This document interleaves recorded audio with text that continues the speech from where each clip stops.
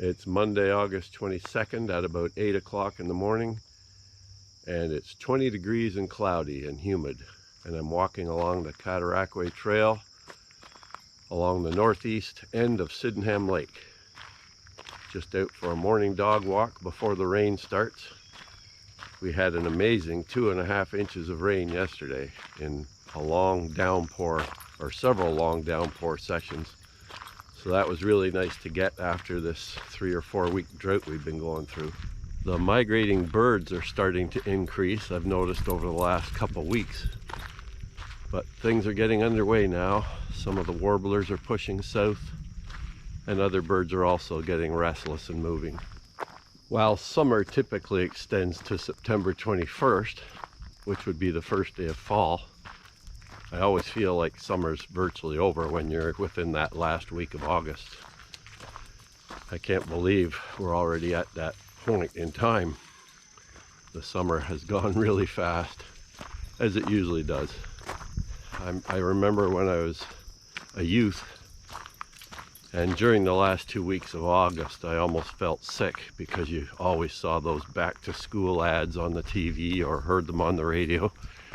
And it used to drive me crazy thinking about all that buying of school-related materials to get ready to go back for another year. But usually you would hear those ads starting in early August.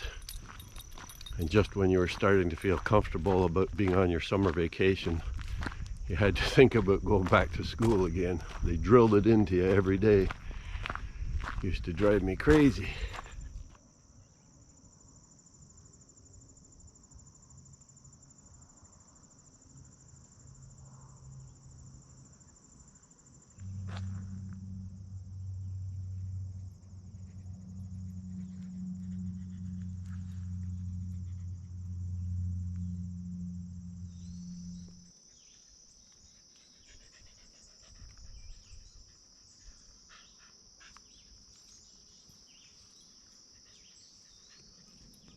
Well, it's 8:33 and here we are at Hogan Road, heading further to the east. We've been walking for 2.3 kilometers now for about, 38 minutes. So that's how far we've got so far. Now we're heading on to the more wild section here. We'll go at least to McFadden Road, maybe a bit further.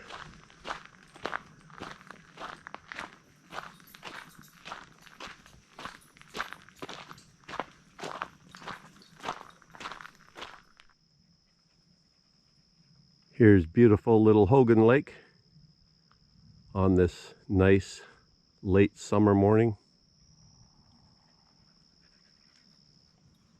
As I mentioned earlier, lots of birds around today with the still conditions. I think I'm up to 27 species or something already. I just love these mornings when it's like this. It's got such character, such mood. And depending how you're thinking, I guess you could translate it any way you want. You could think of it as sort of a sad morning with the overcast conditions, but I find I can also think of it in quite a positive way. Just with the calm conditions, you can hear all the bird song, bird calls that are happening at this time of year. The crickets and grasshoppers are calling. You can even hear a tree frog calling over there across the other side of Hogan Lake.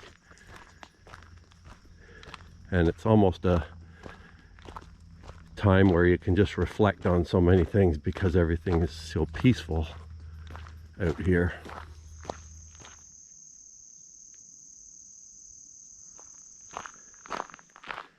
These kind of days too are often good for filming because you have that diffuse grayish light instead of the bright harsh sunlight.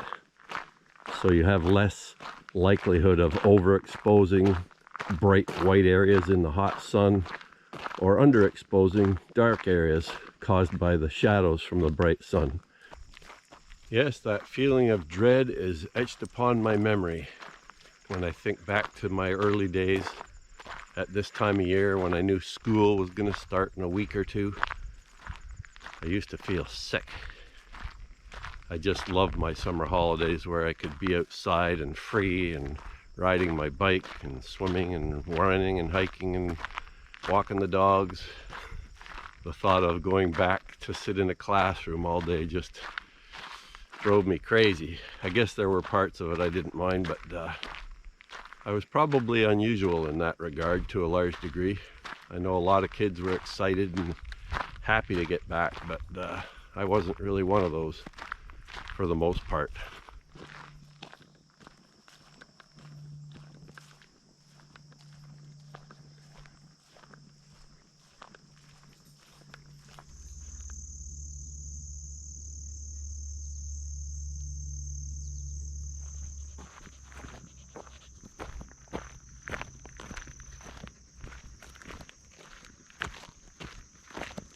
Well, it's 9:18 and we've been walking for about 4.8 kilometers, and I've got 37 species of birds, so not doing too bad. And I know I've missed several warblers that came by and were just calling.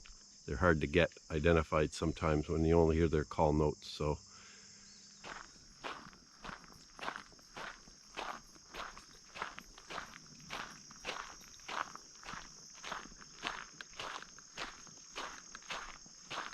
the wild grapes are ripening up fast.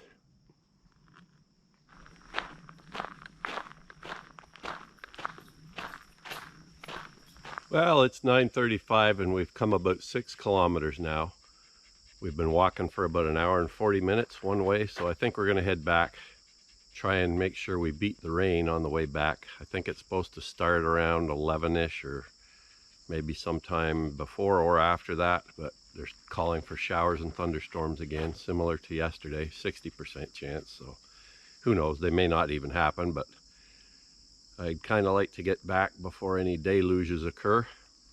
So that's been a very nice walk this morning in this mild, humid atmosphere with virtually no wind and quite a few birds.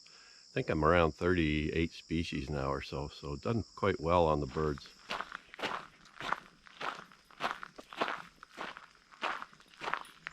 First butterfly seen at 10 o'clock.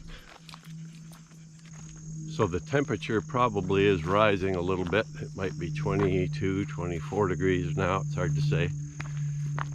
But it's actually getting a bit brighter now too, off to the west, so we'll see. Maybe these rain showers or thunderstorms won't come today, but after about 2.5 hours of walking, I've only had 3 different people come by me. Had a cyclist go by and a couple walkers or joggers, I guess you'd call them. But that's all. So that's what I love about these trails, at least through the week, especially on days that maybe aren't what people would deem to be the best weather, but I love this kind of day. I'm following an eastern giant swallowtail butterfly as it goes along the trail ahead of me, and it's been finding clumps of prickly ash, which is a shrub, and it flies in there, lays eggs on the underside of the leaves. Looks like 1 egg per time. So it'll lay an egg on one shrub, then go along, find another shrub, lay another egg.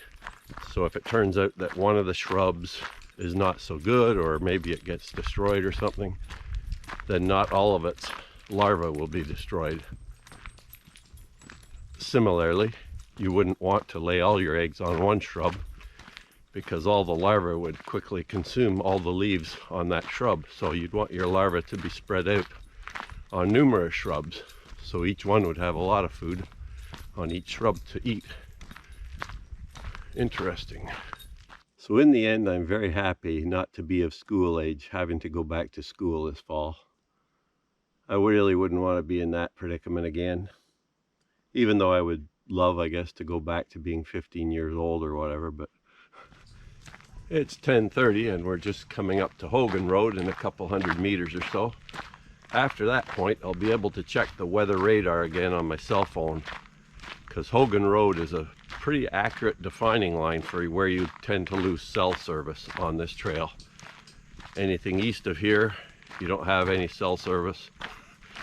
anything west of here, you gradually get better cell service. So I'll check the radar and see where the storms are. It is starting to look a bit dark to the south now, but I've only got about half an hour left to walk, so I'm hoping I'll be able to get there. Oh, there's a nice great blue heron down in the little marsh here. I've had great blue herons and green herons on this hike. And I'm now 40 species or more, I think it is. So that's been a pretty good birding day, really. So here's the radar now that I can access it again. And there's a large area of rain just south or across the side of the lake here, moving up towards us. Looks like some pretty heavy stuff heading our way. So just approaching the causeway here. We're about 20 minutes away now from our exit point.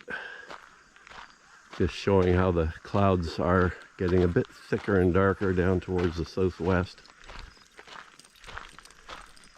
Still luckily no rain though.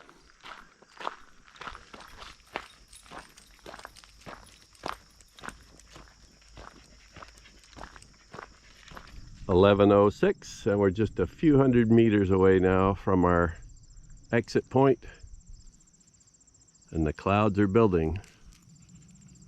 I think I even felt a little sprinkle just there, so we might be getting, yes, I did feel a drop on me, so we might be getting out of here just in time, I think.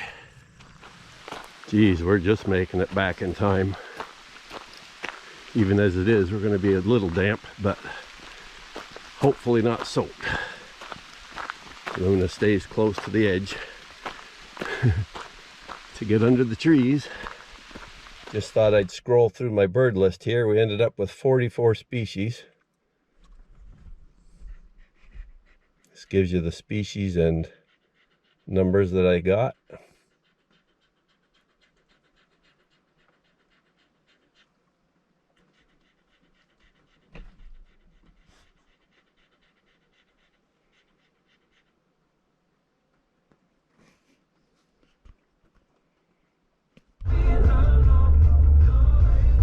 Well, we did just make it back, no doubt about that.